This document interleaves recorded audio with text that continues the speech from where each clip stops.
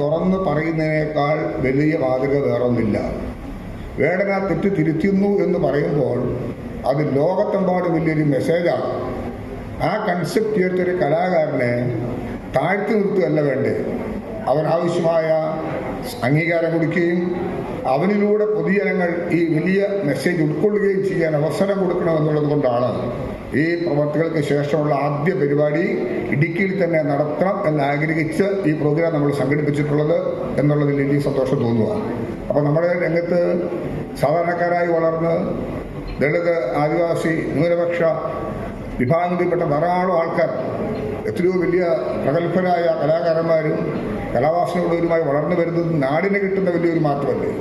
ആ സംസ്കാരത്തിൻ്റെ ഒരു തനിമ രൂപപ്പെടാൻ കഴിയത്തക്ക വിധത്തിൽ വളർത്തിയെടുത്ത ഒരു സംസ്കാരത്തിൻ്റെ കൂടി വ്യക്തമായി അദ്ദേഹത്തെ കാണുമ്പോൾ തീർച്ചയായിട്ടും നമുക്ക് അഭിമാനമേ ഉള്ളൂ.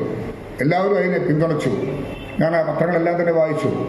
രാഷ്ട്രീയ കക്ഷികളെല്ലാം, മത നേതാക്കന്മാർ, സാമൂഹിക വീക്ഷണം, ഇതൊക്കെ അതിൽ നിന്ന് കാണുന്ന ഒരു വലിയ മാറ്റത്തിൻ്റെ ശബ്ദമാണ്.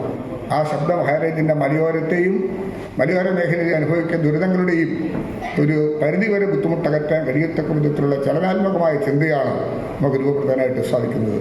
എൻ്റെ വാക്കുകൾ